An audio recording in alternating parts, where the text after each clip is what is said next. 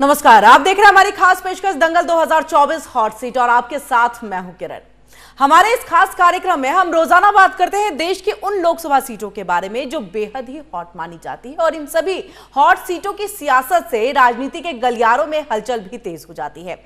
यही वजह है कि हम अपने खास कार्यक्रम के जरिए हर एक हॉट सीट की तमाम जानकारी आप तक पहुंचाते हैं। तो आप बने रहिए हमारे साथ और देखते रहिए दंगल 2024 हॉट सीट।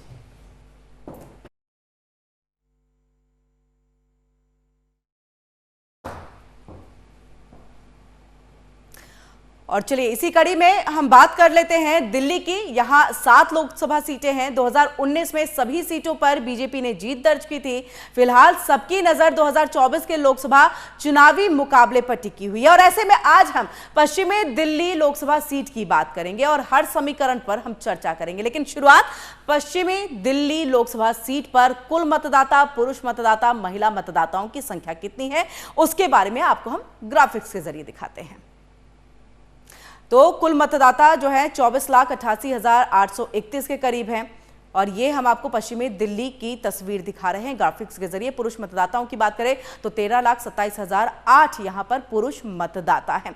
तो वहीं महिला मतदाताओं की अगर बात करें तो 11,61,717 यहां पर महिला मतदाता हैं। और चलिए अब हम लोकसभा चुनाव 2024 की बात कर लेते हैं। तो बीजेपी ने पश्चिमी दिल्ली सीट से मौजूदा सांसद प्रवेश वर्मा को उनका टिकट काटकर उनकी जगह कमलजीत सहरावत को उम्मीदवार बनवाया है, जबकि आम आदमी पार्टी ने महाबल मिश्रा को उम्मीदवार बनाया है। ये भी हम आपको ग्राफिक्स के जरिए दिखाते हैं कि कमलजीत सहरावत बीजेपी की तरफ से चुनावी मैदान में है और इसके बाद यहां से महाबल मिश्रा जो है वो आम आदमी पार्टी की तरफ से है। कांग्रेस की तरफ से कोई प्रत्याशी नहीं है, जैसा कि जग जाहिर है कि कांग्रेस और आम आदमी पार्टी जो है एक साथ चुनावी मैदान में है। और चलिए अब हम आपको ग्राफिक्स के जरिए दिखाते हैं 2019 में हुए पश्चिमी दिल्ली लोकसभा सीट पर चुनाव में कितने मतदाताओं ने मतदान किया और साथ ही कितने पुरुष और कितनी महिलाओं ने अपने मत का इस्तेमाल किया, तो कुल प्रतिशत उनका कितना वोटिंग रहा था। तो चलिए वो भी हम आपको ग्राफिक्स के जरिए दिखा रहे हैं। तकरीबन कुल जो मतदाताओं ने अपने मत का इस्तेमाल किया वो 14,61,475 के करीब है।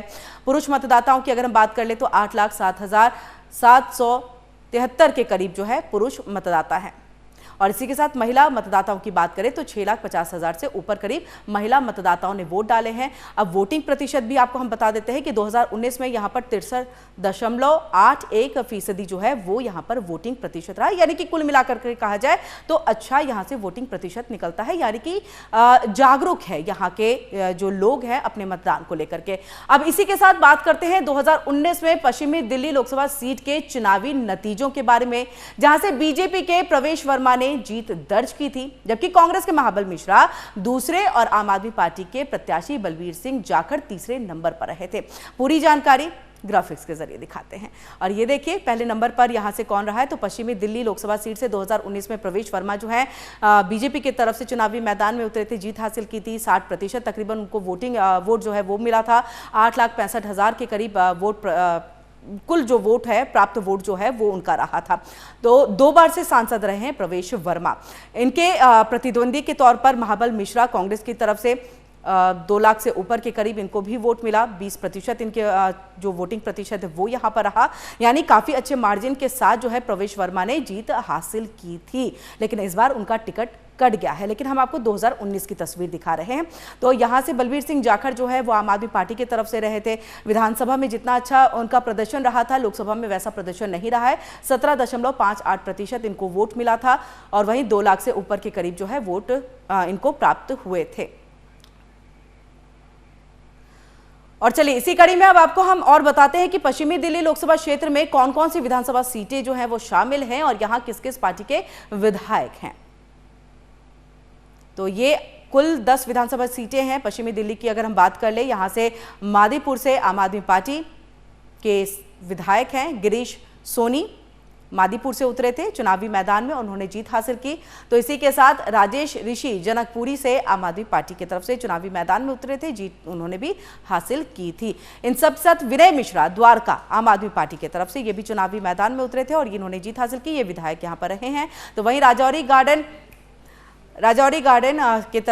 से धनवती चंदीला जो हैं वो आम आदमी पार्टी की तरफ से चुनावी मैदान में उतरे। तो यानी कि आपका प्रदर्शन बहुत बेहतर रहा था, जिस तरह से मैंने पहले भी कहा है, लेकिन लोकसभा में वैसा प्रदर्शन देखने को नहीं मिला। विधानसभा में एक अच्छी जीत जो है आम आदमी पार्टी ने हासिल की थी। महेंद्र यादव विकासपुरी से आम आदमी पार्टी की तरफ से चुनावी मैदान में उतरे थे और उन्होंने जीत हासिल की थी। इसी के साथ आपको बताया कि गुलाब सिंह मटियाला से आम आदमी पार्टी की तरफ से उतरे थे, विधायक बने हैं और लगभग सारी सीटों पर कहा जाए तो आम आदमी पार्टी का यहां से भी कब्जा रहा है। और वहीं राजकुमारी ढिल्लो हरिनगर आम आदमी पार्टी की तरफ से देखना यह है कि क्या विधानसभा का जो प्रदर्शन रहा वैसा लोकसभा में भी आम आदमी पार्टी प्रदर्शन कर सकती है, क्योंकि उनके तरफ से महाबल मिश्रा को टिकट यहां पर दिया गया है। उत्तम नगर से नरेश बाल्यान जो है वो आम आदमी पार्टी की तरफ से चुनावी मैदान में थे, उन्होंने जीत हासिल की थी और विधायक वो बने। कैलाश गहलोत नजफगढ़ आम आदमी पार्टी, और यहां से इन्होंने जीत हासिल करते हुए वो विधायक बने हैं। तो 10 विधानसभा सीटें जो हैं उसकी तस्वीर हम आपको दिखा रहे हैं। जरनैल सिंह तिलक नगर आम आदमी पार्टी।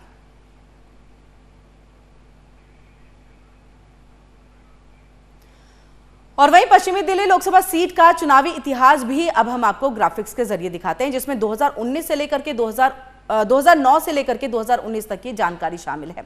आपको बता दें कि पश्चिमी दिल्ली लोकसभा सीट 2008 के दौरान अस्तित्व में आई। ये वजह यही है कि सबसे पहला चुनाव यहां पर 2009 में हुआ था।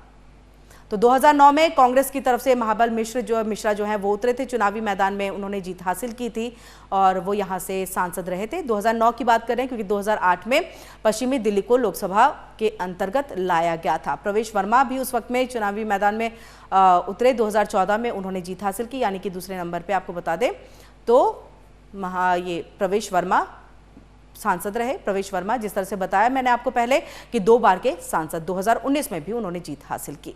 तो ये पश्चिमी दिल्ली लोकसभा सीट का इतिहास हम आपको बता रहे हैं। बहुत पुराना इतिहास इसका नहीं है, क्योंकि 2008 में ही ये अस्तित्व में आई और उसके बाद 2009 में पहला चुनाव हुआ। उसके बाद 2014 और 2019 की तस्वीरें हमने आपको दिखाई, जहां से प्रवेश वर्मा 2014 और 19 में जीत करके आए और यहां से सांसद रहे।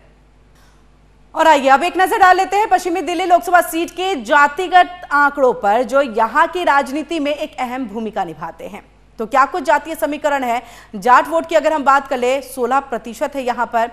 पश्चिमी दिल्ली लोकसभा सीट की हम बात कर रहे हैं, जातिगत आंकड़े हैं, जातीय समीकरण है और जिसके आधार पर जो है चुनावी मैदान में उम्मीदवारों का चयन किया जाता है। ब्राह्मण वोट जो है 12% के करीब है, यानी जाट वोट सबसे ज्यादा, फिर ब्राह्मण वोट हैं। इसके बाद वैश्य वोट की बात करें तो 10% है, यानी लगभग सब 1 से 2% की कमी पे ही है। ओबीसी वोटर यहाँ पर सबसे ज़्यादा है 20% के करीब। तो ओबीसी वोटर 20% है। मुस्लिम वोट की बात करें तो 10% है, जिसका फ़ायदा कहीं ना कहीं कांग्रेस हमेशा से लेती रही है। और अब इसके बाद लगातार हम आपको दलित वोट भी यहाँ पर 21% के करीब है। तो दलित वोट भी यहाँ पर 21% के करीब है। और चलिए पश्चिमी दिल्ली को लेकर के हम चर्चा की शुरुआत कर लेते हैं। हमारे साथ यहाँ पर संदीप चौधरी जी हैं, राजनीतिक विश्लेषक हैं, उनसे हम बातचीत कर लेते हैं। संदीप जी, आपका बहुत बहुत स्वागत है एमएच1 न्यूज़ पर। धन्यवाद मैडम जी। संदीप जी, सबसे पहले तो अगर हम पश्चिमी दिल्ली को 2 भागों में बांट दें, क्योंकि एक शहरी एक अर्बन है तो एक रूरल एरिया भी है, इसके हिसाब से अगर वोटर को देखा जाए तो जागरूक नजर आ रहे हैं। 63 के करीब जो है वो प्रतिशत वोटिंग उनकी हमेशा से रही है लगभग, अगर हम ये देखें। इस हिसाब से इस बार का क्या कुछ चुनावी गणित कह रहा है इन दोनों को ही देखते हुए? एक तो मटियाला नजफगढ़ की तरफ देख ले, राजौरी गार्डन, और उस तरफ में हम तिलक नगर अगर देख ले तो। देखिए मैडम, अगर हम पश्चिम दिल्ली की बात करें तो ये लंबे समय से भाजपा का गढ़ रहा है जी। यहाँ से साहिब सिंह वर्मा जी जब मुख्यमंत्री रहे तो उनका क्षेत्र भी आता था, नजफगढ़ से वो जुड़े हुए थे। उसके बाद ये सीट आपने देखा प्रवेश वर्मा जी को दे दी गई और प्रवेश वर्मा लगातार इस सीट से जीतते चले आ रहे थे और इस बार ये सीट कमलजीत सहरावत को दे दी गई है। देखिए, कभी कभी संगठन में और आपने खासकर भाजपा के संगठन में देखा होगा कि कुछ परिवर्तन होते हैं, कई लोगों के टिकट कट जाते हैं, कई नए लोगों को मौका दिया जाता है, जो कि भारतीय जनता पार्टी की जो पद्धति है वो ये नहीं है जिस तरीके से दूसरे दलों में अगर कोई जीतता चला आ रहा है तो लगातार उसी को टिकट मिलता रहेगा। यहाँ पर अपने नए कार्यकर्ता तैयार किए जाते हैं, नई लीडरशिप को डेवलप की जाती है। तो मुझे लगता है उसी एंगल से इन्होंने एक नए लोगों को मौका दिया, वो नाम है कमलजीत सहरावत का। और प्रवेश वर्मा की जहां तक बात है, लोकप्रिय नेता हैं और साफ छवि के नेता हैं, लेकिन कहीं ना कहीं मुझे लगता लेकिन है संदीप जी, इसे एंटी इनकम्बेंसी फैक्टर भी तो कह सकते हैं, लोगों के बीच में नहीं जाना। मैं मैडम उसी बात पे आ रहा हूँ। कहीं ना कहीं संगठन में, दिल्ली संगठन में जो एक फीडबैक लिया जाता है, तो वो फीडबैक मुझे लगता है इस बार परवेश वर्मा के पक्ष में नहीं गया, वो गया कमलजीत सहरावत के पक्ष में।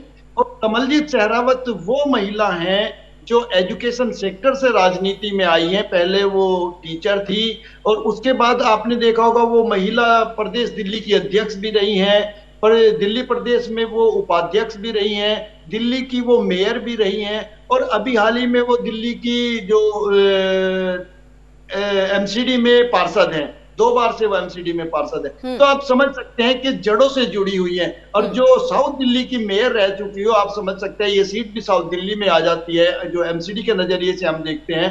तो सबसे उपयुक्त और जाना पहचाना नाम था जिसको कोई इंट्रोडक्शन की वो मोहताज नहीं है, वो थी कमलजीत सहरावत। तो मुझे लगता है, और कमलजीत सहरावत जाट समुदाय से आती है, मेन यहीं से बेसिकली वो पढ़ी लिखी बड़ी हुई यहीं की रहने वाली हैं।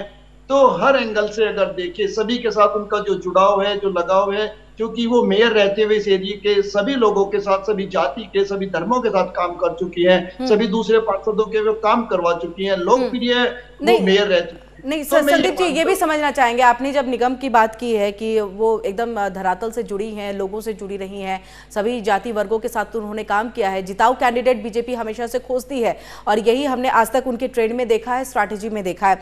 लेकिन 15 साल से अगर कहें तो निगम पर बीजेपी का कब्जा, लेकिन इस बार आम आदमी पार्टी ने अपना परचम लहराया, जीत हासिल की है। एक कहते हैं जब निगम चुनाव होता है लिटमस टेस्ट होता है, क्या उससे जोड़ करके भी देख सकते हैं इसे हम? देखिए, बहुत महत्वपूर्ण बात मैडम आपने कही। पहले विधानसभा में कांग्रेस को रिप्लेस करके आम आदमी पार्टी का आना, फिर 15 साल की जो सत्ता थी एमसीडी में बीजेपी को, उसको रिमूव करके आम आदमी का एमसीडी में आना, ये अपने आप में दिखाता है कि एमसीडी ने कहीं ना कहीं मेहनत तो की है। लेकिन कमलजीत सहरावत मैडम वो नाम है जो इस बदलाव के दौर में फिर भी जीत करके आई है। वो अभी मौजूदा पार्षद भी हैं, तो इस चीज को हमें देखना पड़ेगा। और उनकी लोकप्रियता, क्योंकि बीजेपी जब किसी को टिकट देती है वो पूरा सर्वे भी करती है, पूरी रिपोर्ट भी इकट्ठी करती है। तो कमलजीत सहरावत वो नाम है। आप मीडिया से जुड़े हुए हैं, कभी आप उनके इतने लंबे कैरियर में, मैंने आपको बताया संगठन में भी वो बड़े बड़े पदों पर रह चुकी हैं, मेयर भी रह चुकी हैं, 2 बार से पार्षद भी हैं, कभी कोई एक उंगली उठाने वाला मामला आपको नहीं मिलेगा। और मैं इत्तेफाक रखता हूं कि जब वो दिल्ली की मेयर थी तो मैं एज ए सलाहकार उनके साथ काम भी कर चुका हूं। मैंने देखा उनकी जो काम करने की शक्ति है, जो ताकत है, जो उनकी स्टेमिना है, वो कहीं पुरुषों से भी ज्यादा है। ना कभी उन्होंने दिन को दिन समझा, ना कभी उन्होंने रात को रात समझा। वो किसी भी वक्त कहीं भी आपको खड़ी मिल सकती है। और मैंने उनका काम करने का जो तरीका देखा, ऐसे ऐसे अधिकारी थे जिनसे निगम पार्षद घबराते थे उनके पास। महाबल मिश्रा के लिए बड़ी चुनौती है। बिल्कुल, मैं मानता हूं राजनीति में चुनौती होती है, और ऐसे में चुनौती जरूर मानता हूं जब 2 पार्टियां इकट्ठा हो जाती हैं। लेकिन मैं ये मानता हूं, जहां तक मैंने उनको रूट लेवल तक देखा है, कि महाबल मिश्रा उनके सामने टिक नहीं पाए। इसका फायदा भी नहीं होगा कांग्रेस के साथ गठबंधन का, क्योंकि उनके जो वोटर्स छिटक जाते थे, या 3 पार्टियां उतरती हैं तो वोटर्स तीनों पार्टियों की तरफ चले जाते हैं। अब उसका बेनिफिट नहीं होगा क्या आम आदमी पार्टी के उम्मीदवार को? देखिए, मैं आपको बताऊं, जब व्यक्ति लोकसभा में वोट करता है, आप बहुत सारे एग्जांपल ले सकते हैं। आप ये देखिए हिमाचल की बात, हिमाचल में कांग्रेस की सरकार बनी विधानसभा में, लेकिन लोकसभा की सारी सीटें बीजेपी को मिल जाती हैं। आप राजस्थान देख लिए, पड़ोस में है आपके, सारी लोकसभा की सीटें बीजेपी को मिल जाती हैं, सरकार चाहे कांग्रेस की भी बनी वहां पे। ऐसे ही हरियाणा को आप देख लीजिए, सारी लोकसभा की सीटें बीजेपी को मिली। तो दिल्ली में आप देख लीजिए, आम आदमी पार्टी की सरकार बनी, लेकिन लोकसभा की सीट, लोकसभा में जब व्यक्ति वोट करने जाता है, वोटर के दिमाग में होता है मुझे देश का प्रधानमंत्री किसे बनाना है, ऐसा कौन सा चेहरा है जो नेतृत्व का। आंख बंद करके मैं आम आदमी पार्टी को लोकसभा में जिता दूं, लेकिन कल जो प्रधानमंत्री है वो ओवैसी बन जाए, तो मैंने तो ओवैसी को वोट नहीं दिया, मैं तो उसको नहीं प्रधानमंत्री देखना चाहता। इसलिए व्यक्ति उस चेहरे को, उस नाम को वोट करने के लिए जाता है। कैंडिडेट सेकेंडरी हो जाता है। पहले तो लोग देखते हैं मोदी जी को कि भाई हमें नेतृत्व किसको देना है, किसके हाथ में देश की बागडोर देनी है। दूसरी चीज आती है हमारा व्यक्ति, जो जिसको हम वोट दे रहे हैं, क्या वो हमारा काम कर पाएगा। तो मैं ये मानता हूं महाबल मिश्रा कमलजीत सहरावत के सामने कहीं भी नहीं टिकते, किसी लेवल पर नहीं टिकते। जहां तक गठबंधन की बात आती है, गठबंधन के लिए आपको क्लियर कर दूं, आपने उत्तर प्रदेश का चुनाव देखा, समाजवादी पार्टी ने कांग्रेस के साथ भी गठबंधन करके देख लिया, तब भी नहीं जीत पाए। समाजवादी पार्टी ने बसपा के साथ भी गठबंधन करके देख लिया, तब भी नहीं जीत पाए। समाजवादी पार्टी ने दूसरे दलों को भी अपने साथ जोड़ के, तो डिपेंड करता है वोटर के ऊपर, और वोटर देखता है कि मुझे देश का प्रधानमंत्री किसको बनाना है। आज किसके समय में हमें ये भयमुक्त समाज मिल रहा है, किसके समय में सबको बराबर लाइट मिल रही है, क्या हाईवेज का नेटवर्क देश के अंदर आ रहा है, बहुत सारी चीजें हैं जो मैटर करती हैं लोकसभा चुनाव। नहीं तो संदीप जी, ये कहने का अर्थ हम माने, ये समझे कि सिर्फ मोदी फैक्टर जो है वो यहाँ पर काम करेगा, मुद्दे जो हैं वो बहुत काम नहीं करने वाले हैं। मोदी जी का चेहरा ही क्या लोकसभा में, चाहे हम पश्चिमी दिल्ली में भी अगर बात कर ले, चाहे कमलजीत सहरावत कितना ही अच्छा काम क्यों न करे, मोदी फैक्टर ज्यादा महत्वपूर्ण हो जाता है जनता के लिए। बिल्कुल, मैं आपको बता दूं, जो लोकसभा का चुनाव है, जब आप प्रधानमंत्री चुनने के लिए वोट करते हैं तो उसमें मेन फेस वैल्यू रखता है, और वो मेन फेस आज विपक्ष के पास, आप मुझे नहीं बता सकती, किसी के पास नहीं है। वो मेन फेस है जो प्रतिनिधित्व देगा, हिंदुस्तान को पूरी दुनिया में रिप्रेजेंट करेगा। वो आज केवल और केवल एक फेस है जो खुले पत्ते हैं, वो है नरेंद्र मोदी जी का। तो जब हम लोकसभा में वोट करते हैं, हम ये नहीं देखते हमारा सांसद हमें सड़कें देगा, स्कूल देगा, क्या देगा। हम ये देखते हैं कि हमारा प्रधानमंत्री कौन होगा, वो हमें देश को, हमारे देश को क्या देगा। क्योंकि लोकल के काम करने के लिए आपके निगम पार्षद भी होते हैं, आपके विधायक भी होते हैं जो दिल्ली की चीजें देखते हैं। बहुत कम चीजें हैं दिल्ली में जो सांसद कर सकता है, लेकिन आप प्रधानमंत्री सब कुछ आपको देने वाला है, पूरे देश को प्रतिनिधित्व देने वाला है, पूरे देश के लिए स्कीम लेकर के आने वाला है। वो चीजें मैटर करती हैं कि आप किस प्रधानमंत्री का चुनाव करते हैं। संदीप जी, ये मुद्दे थोड़ा हम समझना चाहेंगे लोकसभा के हिसाब से भी मुद्दे, क्योंकि जिस तरह से मैंने पहले भी बोला कि राजौरी गार्डन को देख ले, तिलक नगर देख ले, एक शहरी इलाका है, कहे तो विकास वहां पर दिखता है, सड़कें दिखती हैं, सीवेज जैसी प्रॉब्लम जो है वो उतनी नजर नहीं आती है। लेकिन वहीं अगर हम मटियाला की तरफ और नजफगढ़ की तरफ चले जाए तो वहां पर कई साफ सफाई से लेकर के, सीवरेज से लेकर के, ट्रैफिक जाम जैसी जो अव्यवस्था है वो हमें देखने को मिलती है। क्या इन मुद्दों पर चुनाव जो है नहीं होगा, या फिर इन मुद्दों को लेकर के अगर महाबल मिश्रा जाते हैं, कहते हैं कि अगर आप हमें जिताते हैं तो हम बेहतर करेंगे और आपके लिए हम अच्छा काम करके दिखाएंगे, क्या ये मुद्दे काम नहीं करेंगे? जनता क्या इन मुद्दों के आधार पर अपने किसी भी उम्मीदवार को वोट नहीं देगी? देखिए मैडम, सबसे पहली चीज आती है, देखिए मुद्दे रहते हैं हर चुनाव में। आप एमसीडी का चुनाव लड़ते हैं तो भी मुद्दे रहते हैं, आप विधानसभा का चुनाव लड़ते हैं तो भी मुद्दे रहते हैं, जब आप लोकसभा का चुनाव लड़ते हैं तो भी मुद्दे रहते हैं। लेकिन मैटर करता है आपका कैंडिडेट कैसा है, क्या वो आपकी प्रॉब्लम्स को सोल्व करा पाएगा। बहुत तरीके की प्रॉब्लम आती हैं। एक इस तरीके की प्रॉब्लम आएगी, आपको अपने बच्चों के दाखिले कराने हैं, कहीं स्कूल में फोन करना है, कहीं एजुकेशन डायरेक्टर से बात करनी है। तो मैंने आपको बताया जो कमलजीत सहरावत है वो रूट लेवल से जुड़ी है, चूंकि वो मेयर रह चुकी है तो वो मेयर के काम भी कर सकती है। वो निगम पार्षद रह चुकी है, वो निगम पार्षद लेवल की चीजें भी जानती है। वो संगठन में प्रदेश अध्यक्ष रह चुकी है महिला का, वो चीजें भी जानती है। वो उपाध्यक्ष रह चुकी है भाजपा का दिल्ली प्रदेश में, तो वो उन चीजों को भी जानती है। और महाबल मिश्रा एक बहुत पुरानी चीज हो गए हैं, एक जमाना था महाबल मिश्रा का। देखिए राजनीति में भी एक्सपायरी डेट होती है। मुझे लगता है महाबल मिश्रा कांग्रेस के लिए वफादार हो सकते हैं, कांग्रेस से जुड़े नेता हैं वो, लेकिन हाँ आज की तारीख में जो युवा है जो काम लेकर जाता है या जिसको उम्मीद रहती है कि मेरे लिए नेता खड़ा हो सकता है या मेरे लिए फोन कर सकता है, उन चीजों में मुझे नहीं लगता, इतना उपयुक्त नहीं लगता। और खाली ये सोच करके दिल्ली का चुनाव नहीं जीता जा सकता कि कोई व्यक्ति बिहार से आता है या कोई किस पृष्ठभूमि से आता है। दिल्ली के लिए एक कंप्लीट पैकेज होना जरूरी है, और मुझे लगता है उसका बेनिफिट कमलजीत सहरावत को और भाजपा को मिल सकता है। संदीप जी, आपने कंप्लीट पैकेज की बात की, मैं विधानसभा चुनाव पे भी आऊंगी, क्योंकि विधानसभा का चुनाव 10 की 10 सीटें जो है पश्चिमी दिल्ली की अगर हम बात करें तो आम आदमी पार्टी के खाते में रही है, वहां के विधायक है, अगर उन्होंने काम किया होगा तो क्या उसका भी बेनिफिट लोकसभा में जो उनके उम्मीदवार उतर रहे हैं उसका नहीं होगा? देखिए बहुत महत्वपूर्ण बात है आपकी। मैंने आपको बताया एमसीडी के चुनाव के लिए अलग वोटिंग होती है। आपने देखा 15 साल तक बीजेपी थी और विधानसभा में केजरीवाल को वोट जाता था, आम आदमी पार्टी थी। इसी तरीके से लोकसभा का वोट पिछले 2 चुनाव से यानी 10 सालों से मैं देख रहा हूं एक तरफा बीजेपी को जा रहा है, सारी सीटें बीजेपी जीत रही है। तो उस पॉइंट ऑफ व्यू से अगर मैं देखता हूं कि अगर प्रधानमंत्री के लिए दिल्ली की जनता वोट करती है, अगर दिल्ली की जनता को लगता है कि अरविंद केजरीवाल प्रधानमंत्री बन रहा है, तो दिल्ली की जनता अरविंद केजरीवाल को करेगी। अगर दिल्ली की जनता को लगता है नीतीश कुमार प्रधानमंत्री बन रहे हैं, तो वो नीतीश कुमार के हिसाब से वोट करेगी। अगर दिल्ली की जनता को जो भी चेहरा है वो प्रधानमंत्री के चेहरे के तौर पर ही जो जनता है वो अपना वोट करेगी। संदीप जी संदीप जी, बहुत जल्दी से एक जातीय समीकरण को लेकर के भी हम आपसे समझना चाहेंगे, यहाँ पर कौन से ऐसे फैक्टर्स हैं, जातीय समीकरण है, आंकड़े हैं जो ज्यादा काम आते हैं, ज्यादा उनका जो प्रभाव है वो इस क्षेत्र पर रहता है? देखिए, मैंने आपको बताया, अगर हम जातीय समीकरण के हिसाब से बात करें तो यहाँ पर जाट वोट बैंक काफी है, और जाट वोट बैंक आज भी परवेश वर्मा परिवार से, साहिब सिंह वर्मा परिवार से बहुत ज्यादा प्रभावित है, और कमलजीत सहरावत को इस परिवार का बहुत नजदीकी समझा जाता है। इसलिए मैं मानता हूं कि जाट वोट बैंक में कमलजीत सहरावत सब पर भारी पड़ेगी।